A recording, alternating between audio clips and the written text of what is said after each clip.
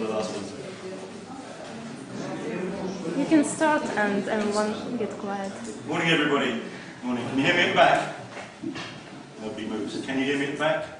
If you can hear me at the back, put your hand up. Good. Thank you. Morning, and thank you for inviting me.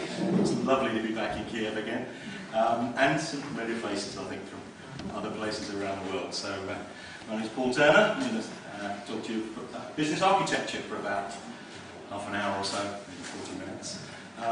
But I thought what I'd do to start with was just go back a little bit and try and, in that previous 20 minutes I picked up the word business analyst quite a lot, so I suspect it's going to get mentioned quite a bit, and I thought I'd just start by clarifying a number of things about what I mean by business analysis. I'm going to do that the way that I normally would do it, which is just giving you a bit of a feel for it. There are at least 5, probably 4 big things that a business analyst might be involved in different sorts of organisations and different businesses, different roles, etc. And I thought I'd just do a little exercise before we got going. I often use this thing backwards, but basically some business analysts get involved in very strategic stuff, some pure business analysts, whatever that means, and I'll come on to that in a minute. As an input to a business case. In other words, can we have some money, please, to do something? Right? And I guess that all of us appreciate there's a lot of work to do before anybody will give us any money to do anything. Once we've got the money, we hope we're going to spend it on the right things, and we hope we're going to spend the minimum money to get the maximum benefit. Does that make sense to everybody? Right? So we need to do things right, and we need to do the right things, which is a phrase I know you've all heard many times. So once we get past that, we do this thing called requirements engineering. Eventually, whether this is in a whatever approach we take, we're going to develop the solution and hopefully implement it and get some benefits. Right? And it does work backwards. If you're developing the right thing, it's because you did the requirements right.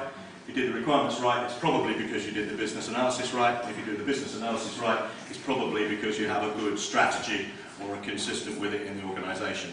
Now, I was hoping everybody would be sitting down, which is what seems to have happened, which is good, because I'm going to ask you all to stand up.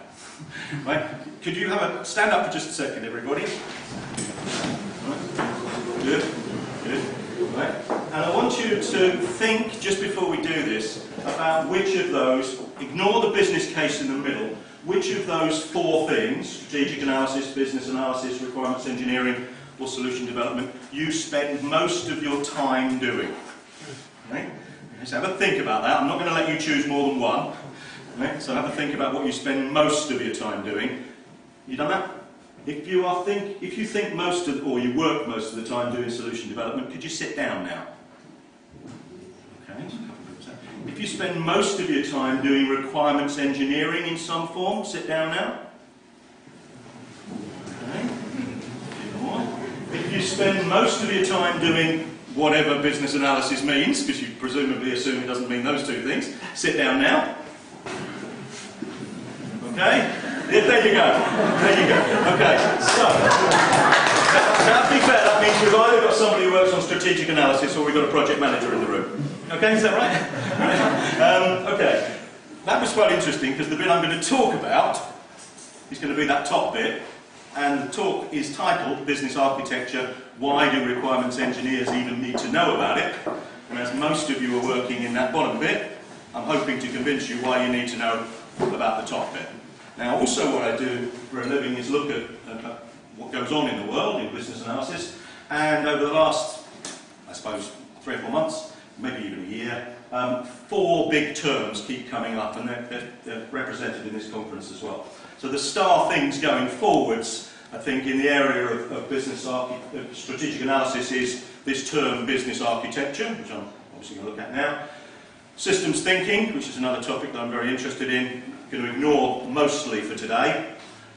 Within the requirements engineering, systems modelling, use cases, user stories, those are the big things that everybody is still talking about. They've been around for a long time, but they're still what requirements people are talking about. And I guess we can't go anywhere without using the word agile. So I've done that now, let's put that out of the way. Right? So those are the big things. What I want to focus on today, purely and simply, is what this term business architecture might be, because that's quite a long journey from an organisation's strategy through to delivering benefit to whoever it might be.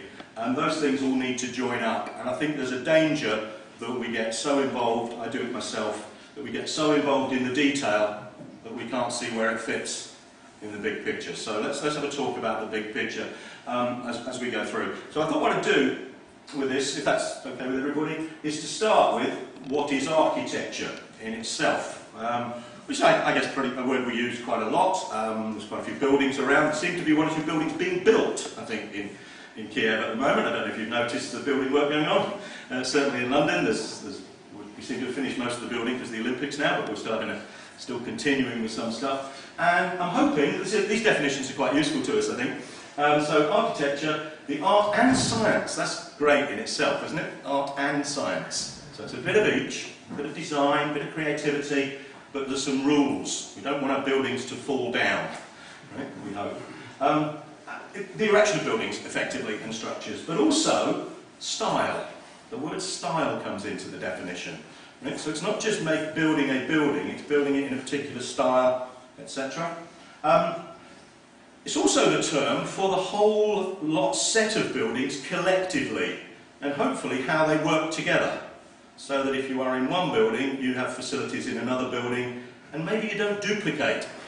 Maybe you centralise it. I mean, I thought about this yesterday. I'm diverting slightly, but in the hotel I'm in, I asked where I could change some currency, and they didn't do it in the hotel, which was kind of unique.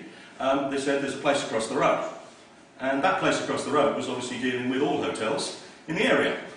Right? So if you needed to make a change to the process, you did it in one place, as opposed to everybody having to have the security and all the other things in each hotel. And I thought, well, that's actually quite a good idea in terms of design.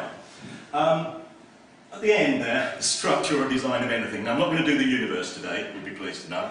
We're not going to do the structure and design of the universe. But what we are going to do is focus on the structure and design, in other words, the architecture of a business. Now, some of you in this room, one person I talked to this morning works for a business, I think it's with 4 people at the moment. Right? Others probably work for organisations with thousands of people, and in many cases hundreds of thousands of people. I think that's the difference in architecture, potentially, between a tent at the end of the garden, which still needs to be built, and a multi-storey block of apartments or hotels or whatever. And there's plenty of various architecture in there. So that's what architecture is. So if I go back just a little bit to why do we need to understand the architecture of a business? Well, I suppose I'll just ask you a question for everybody maybe. Why do I need to know the architecture of this building? Supposing there was too many people to fit in this room, so I just decided to knock this wall down. Does that sound okay? Anyone want to help me? Right? I did this once and actually somebody got up. I thought, no, this is dangerous. Right? Why is it dangerous, just any of you, why is it dangerous to just knock that wall down? Because the whole building might fall down, mightn't it? Now, how can I tell whether that's true or not? Hopefully I have some architectural plans, and whoever built this in the first place was called an architect. They were probably qualified to do that job, and anyone who came along later would look at those plans and know that they were drawn well. The same would be true in the human body with medicine, but is it true with IT people building systems, knocking walls down all over the place? And if we knock the wrong wall down, the whole building goes down, maybe the town goes down, right? Okay, what I want to talk about is what we do in IT sometimes is we knock the wall down to see if the building falls down, don't we? Yeah. That's the way we do it. You know, we knock it down and think, oh, that was okay. Luckily, right? And by the time it falls down, we're on another project anyway, so that's not really a problem, right? Or we say it was going to be easy to knock down, so while we're knocking it down, we notice it's going to fall down, so we put some extra bits in, right? Just to keep it up long enough for us to move on. Right? Okay, all of that's a bit cynical and a bit silly, but we don't have in IT necessarily the reliability that there is some plans out there that we can rely on, drawn by somebody that we can rely on. So we do it again every time, potentially. So, business architecture, I don't want to read all this stuff out to you, and I don't want to go into the detail of it particularly, but there are loads and loads and loads of definitions of business architecture around. I just picked 3. Then I'm going to do our one, which is slightly different. But they all have similar things like the structure and behaviour of a business system. So if somebody says they want to make a change, can we see how big that change is? Can we see the impact of it? Right? But it also talks about business functions and business processes, which is a pretty clear message coming through with business architecture. So it's not just the systems. And the systems themselves, IT systems, are bad enough. We'll talk about that later. Many big organisations have tens, 20s, hundreds sometimes of different systems, all of which need to be changed every time we change anything. Right? And probably we need to be better at that. But actually the businesses are changing, business models are changing as well. I'll go to the bottom one. TOGAF, very big in the systems architecture world, are beginning to move into the business architecture world. And I want to be reasonably contentious today and say that's the wrong direction to come from. Shouldn't be going into business architecture from technical architecture, should be going to technical architecture from a business architecture. I'll try and convince you of that in the next 20 minutes or so. So that is the strategy, governance, organisation of key business processes, but that's too narrow. The one I quite like is the middle one, which is from somebody called the Business Architecture Guild, the kind of an equivalent of the IIBA, but for business architects, which is a blueprint, a plan, something that tells me if I knock that wall down, then it will cause me a problem, and tells me before I do it. A common understanding of the organisation, so different people in different departments can talk the same language. And I'm pretty sure if you're IT people or technical people or requirements people, you sometimes slip into using a language that maybe the business you work for doesn't understand. If you work for a software company, I guess everybody does understand it. But if you work for a bank or a government department or something, they're talking different words. And then the really important thing in there is the alignment of the strategic objectives with the tactical demands. So, in other words, we've got day-to-day stuff that we need to do. If we do it properly, hopefully, then we don't have to redo it again in 5 minutes' time. Right? Because the real problem I get with this wall isn't that I've knocked it down, it's that tomorrow someone will want me to put it back again. And I've thrown it away. Right? So I have to build a new one. Right? Which is good maybe if you're in the business of building, because it gives you lots of work, doesn't it? Right, okay, so there's loads of definitions there. Let's go a little bit further into that in a minute. So that's that. So let's look at some uses of business architecture if you've got one. And I've actually just realised, I quite often say the phrase business architecture if you've got one. We've actually all got one. All businesses have got one. It's just a matter of whether we know what it is and whether we've drawn it or not. There is an architecture in this building, whether anybody's drawn a plan or not. There is a relationship between that wall and the ceiling. There is a wire going along there. It doesn't matter whether I've drawn it or not, it's there. The trick is knowing it.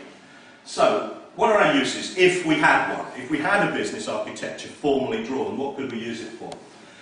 A lot of words on here, and I think this is the last of the really wordy slides, hopefully.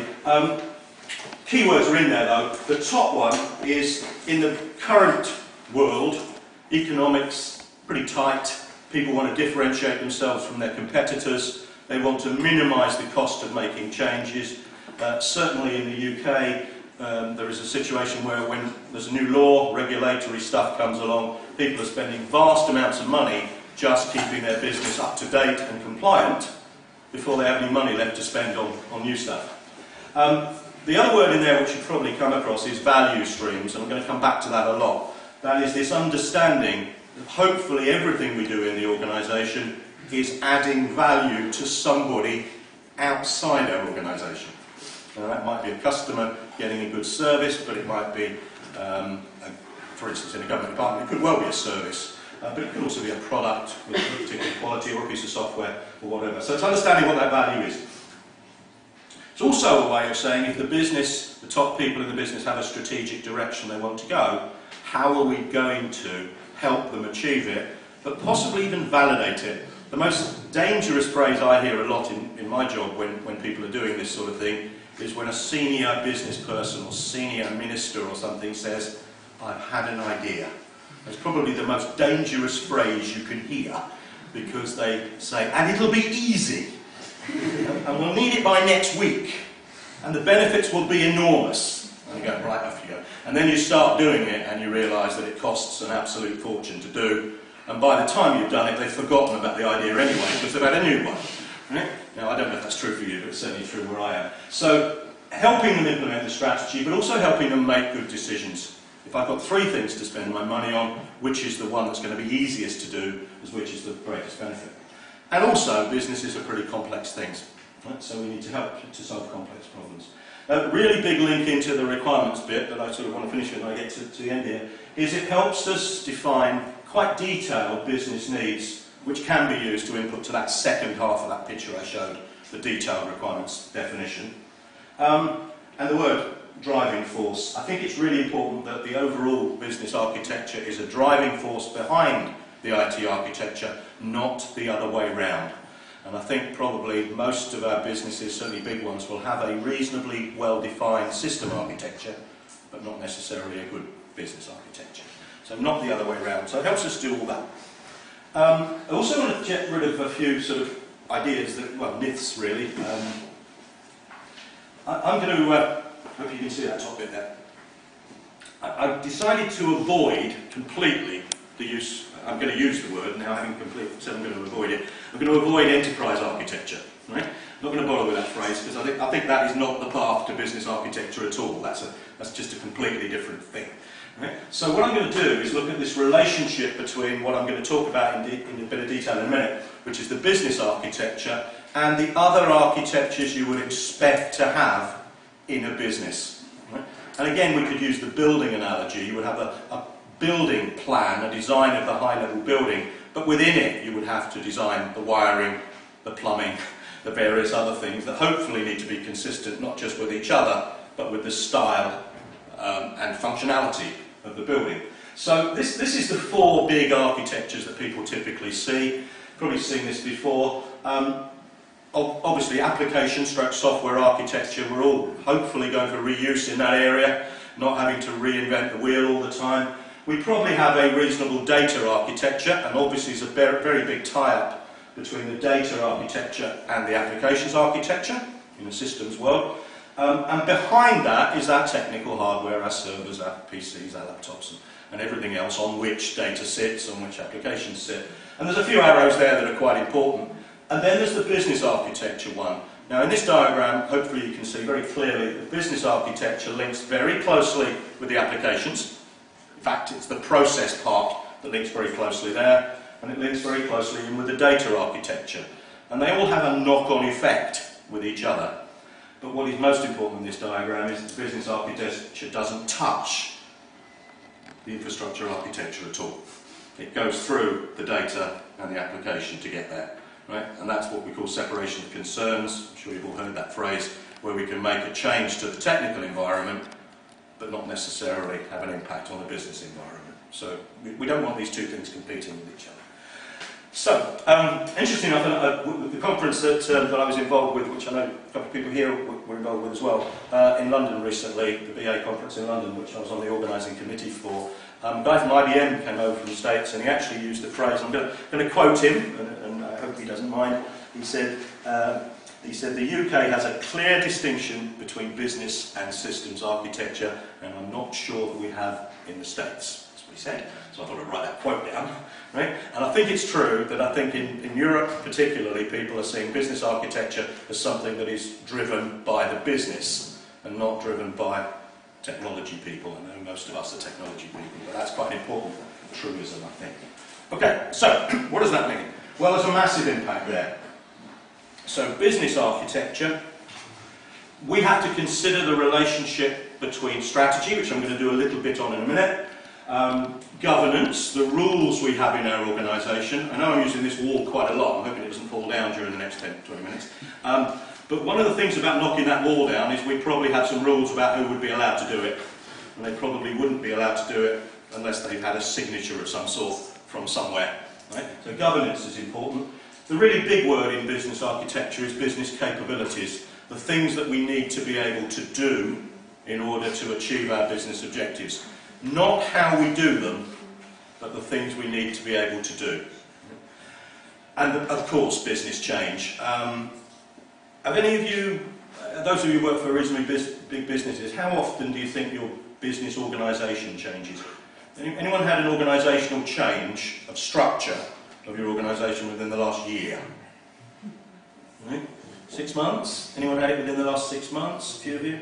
Okay. I was somewhere recently where they said they get a big change to their organisation structure about once every 6 months. And I said, how long does it take for it to get used to working in the new way? And they said about 9 months. Right? You can kind of work that out yourselves, that they're in a bit of a problem situation, aren't they? Right? If we are going to make changes to structure of organisation, changes to processes, changes to things quickly, we need to be able to do them quickly, which means we need to repeat the process really for doing it. So, focusing on what the business needs to do rather than how it does it. Now, I'll go into a bit more detail on that in a second. It's interesting to note that processes involved with developing a business architecture and maintaining it are actually not dissimilar to those processes that we use to develop a strategy. And I think this is the really important disconnect that some places have. So it's not going to be about projects yet, but this is a very busy slide, but I think it probably has the essence of what I'm trying to say. I think every organisation has some form of strategy, and they need that to be delivered or executed. I was reading somewhere recently that 80% of the strategies for organisations this was UK admittedly, 80% of the organisation's strategies are not implemented. Right? In other words, they have a strategy and they didn't deliver it. Right? Now sometimes that's good news because it was a bad strategy, but let's not worry about that. Right? But if it's a good strategy and it's not implemented, there's a real issue there somewhere. And that is because execution of strategy is quite distant sometimes from the definition of it.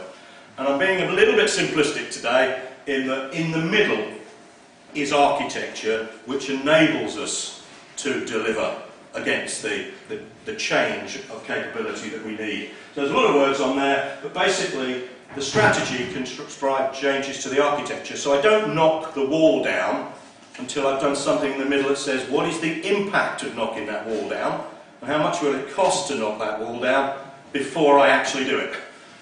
That is pretty simple, isn't it, really? You wouldn't knock the wall down without thinking about it, would you? You wouldn't make a change to a computer system without thinking about its impact, but you would. That's the trouble. We do all the time. We make changes in one bit, it has a knock-on effect in others. So we've got a structured approach to making strategy real, and also we've got a direct link between the intent of the business and organisational action. Right? In other words, we're not just... I have a big distinction between these words action and activity. You can often see a lot of activity going on in a business.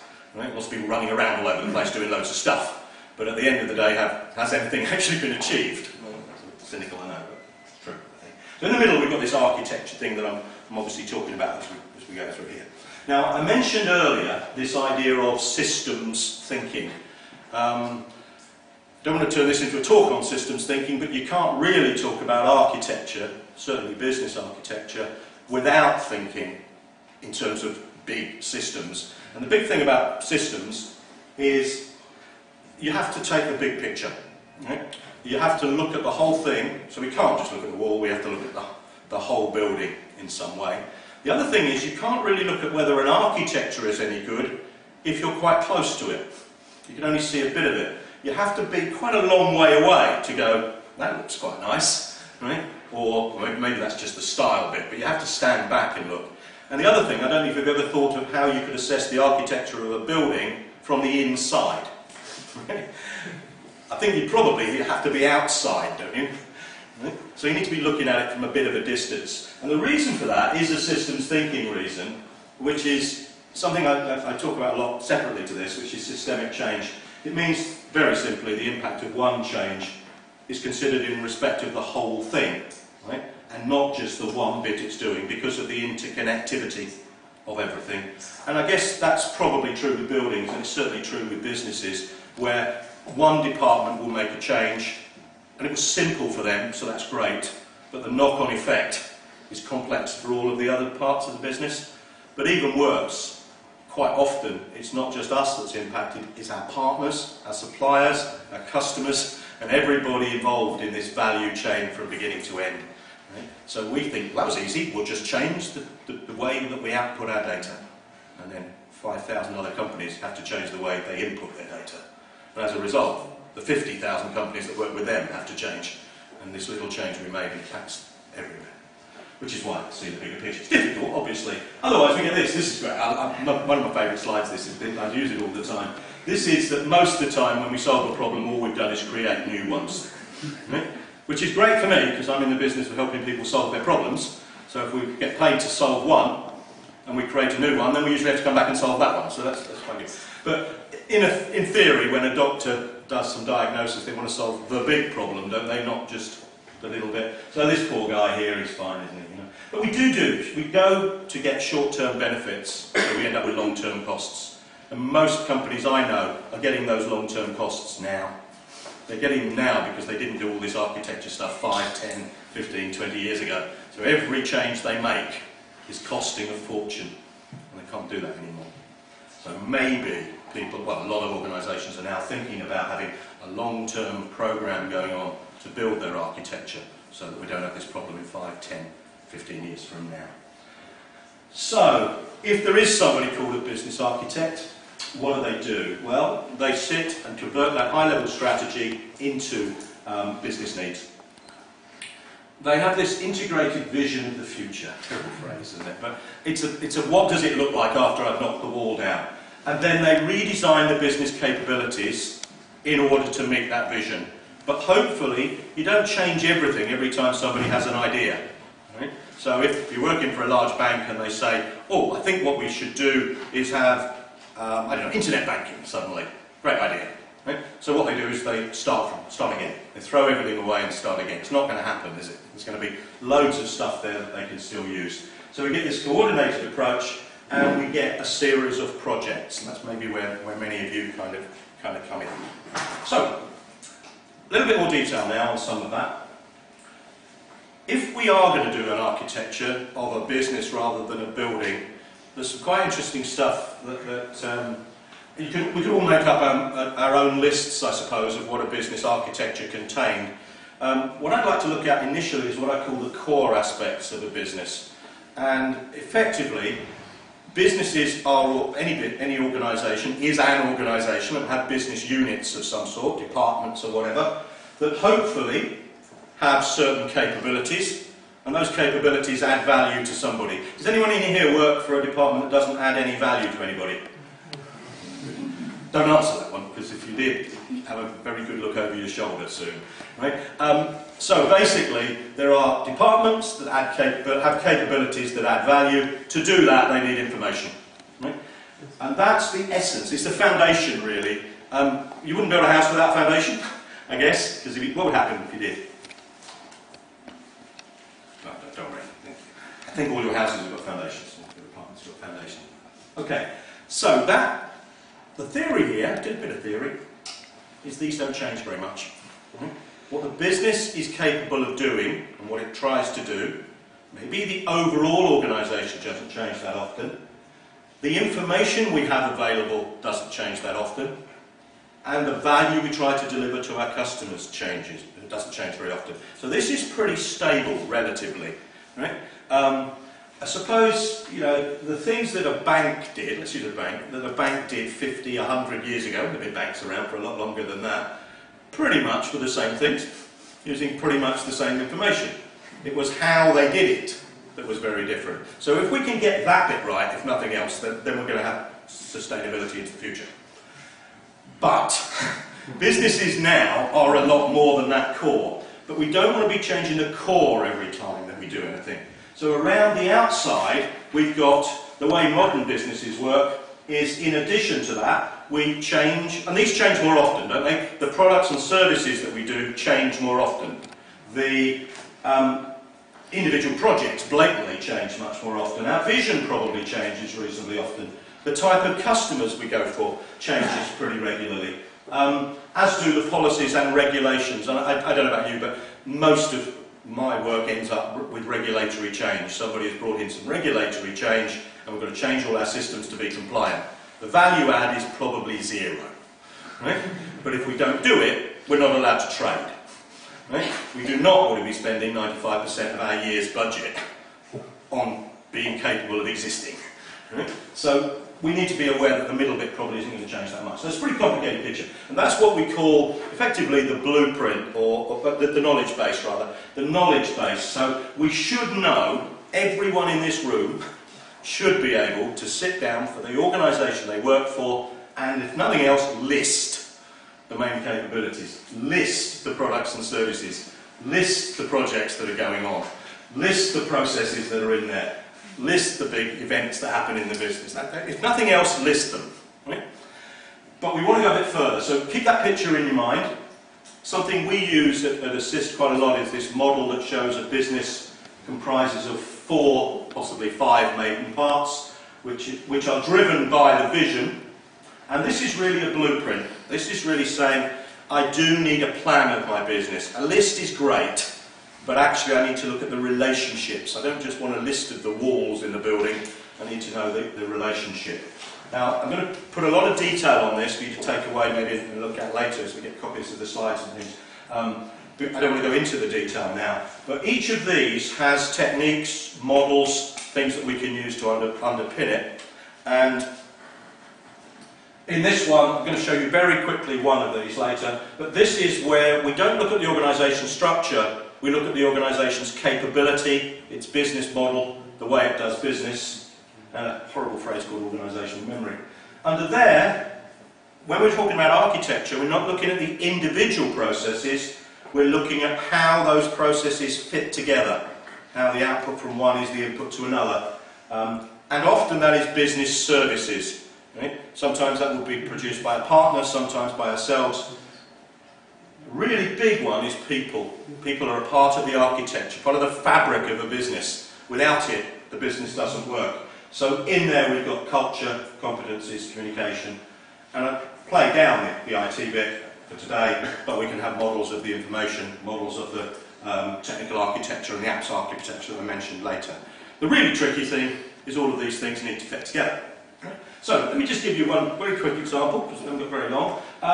If all of that's true, and we have managed to model, jumping over that now for today, you could model any one of these things in detail. If all of that's true, and somebody has this brilliant idea that they wish to acquire another company, so they're going to do a merger, they've got possibly 2 business architectures to somehow merge, possibly neither of them have got an architecture, but at least we should fairly quickly be saying, you know what, your product list is very similar to our product list. That should be easy to deal with. Right. Oh, your vision is very easy to have. Chances are it won't be. And we'll spend the rest of those 5% money we've got that we spent, 95% on regulation and now 5% on the merger. So probably another 95% to be honest. So what we need to do is have the third part of this picture, which is scenarios. Right? And in the business architecture world, here's just some examples, probably 3 big ones in there. Mergers and acquisitions happen regularly in business. New product to market happens regularly. Compliance changes. We divest ourselves of a line of business. Any one of these, we should be able to go, we've done it before. So this is how we did it last time, this is how we'll do it next time. We should learn from it. And so, kind of bringing it all together, we've got this view of the business, we've got these different blueprints that we've managed to document in terms of our POP-IT model. We've got any one of those things in the middle there, maybe some, maybe all of them. And we have some standard business scenarios that say, if you're doing a merger, this is how we do it. The guys who are good at mergers do it like this all the time. They look at the business processes in this business processes in this one, and compare them. Right? So, that's really the essence of what I wanted to talk about in terms of that. Going into a little bit of detail with just one of them, and then I'll come back to summarise. Just one of those, I'm going to look at the business model. I've only put this up because I think it's fabulous. A guy called Osterwalder has produced a thing called a business model canvas, which is a great start. Many of you have seen it, I'm sure. It's a great start when you're looking at business architecture. Right? And all it says is, I'm not going to go through all 9 of the things on there, but it basically looks at things like your costing structure, where your money comes from, who your partners are. Right? So great top-level start point. So if we did one, it might look something like that for a particular company. You could all go away quite quickly, I think, and do it for the organisations that you work for. The big ones in there are things like activities and resources. Right? Those are the things we need to have in order to meet our vision. But the relationship with our customers, the style of our products, etc. So, as I say, a lot of detail on that one. So, examples of the documentation you might produce. In theory, it'd be great if you had all these already, but the big ones in there are at least a glossary of terms. If nothing else, let's all talk the same words. I think the business capability model that I mentioned earlier is probably a good start point as well. Possibly some high-level processes and pictures of the organisation. but a central definition of this that everybody can refer to. So not 50 copies of the plan, but one copy of the plan, if you like. So that's some of the examples that you might produce in business architecture. But you're all wondering, what the heck's that got to do with me? Well, it's got a lot to do with you. Oh, there you go. That's one of my favourite little slides. Well, before we go to the lot. Okay, guy's got a broken rib. He's in hospital. Instead of fixing it, we'll Photoshop it out of the X-ray. That should do it, shouldn't it? Should solve the problem. In other words, changing the documentation isn't going to do a lot of good, is it? We've actually got to change the business in some way. Right? So that wall hasn't been knocked down, but we've rubbed it out on the plan. Okay, that's pretty obvious stuff. So how does that affect requirements engineers? Well, in a lot of ways, to be perfectly honest. The big one in here, I'm going to come back to in a second. I've talked about building a business architecture top-down. I think we can all, everyone in this room, can help build a business architecture bottom-up by at least making sure the bit they do isn't a repeat of something that their colleagues have done. Right? And look for reuse, if possible. That's a pretty obvious one, perhaps. But also, when we're asked to make a change, we're all evaluating how complex it is. And sometimes we don't know until we start doing it. There is more and more push in the requirements world for people to do fixed price outcome-based contracts. So not how long will it take you to do this, but tell me how much it will cost for you to do this. So if I'm going to knock that wall down, and when I start knocking it down I find out I've got to put lots of bits of wood in there to keep it up, that's going to cost me money, not the customer. Right? So I need to assess it up front. So it helps us evaluate ideas, encourages reuse. We can model using the architectural artefacts, and we can look at the knock-on effect of change. Right? So if we are going to make a change, let's look at the impact. But our responsibility, again everybody in this room, is when we make a change, when we knock the wall down, we also do change the plan. It's just, right, we actually go back and say there's not a wall there anymore, right? So that the next person can do that. So we're very nearly there. I want just one last thing to say is that if you don't get the business architecture foundation solid and complete, it's pretty pointless in my opinion to have an IT architecture that's solid, because the business is going to change constantly. And something that somebody said to me very recently in London, there was an organisation that had to make a regulatory change, and they had 47 systems they had to change, and they were all different. And the reason they had 47 systems is they had 47 products. Okay? And they needed to take those 47 systems and somehow put them together in some way, so they made a single change. But for years and years and years, they just said, well, it won't get any worse, it won't get any worse. And at one point, it was only 3 systems. That was the point we'd probably done it. Right? Now, they're having a major project to try to integrate those in some way. So they make the change only in one place. So, I guess bottom line there is we need to get more business-centric architecture so we can deliver value to the business. Question for you all to ask when you go back to your companies, and this is my last statement, just ask them for a copy of the business architecture blueprint. And good luck with that. Okay. Thank you.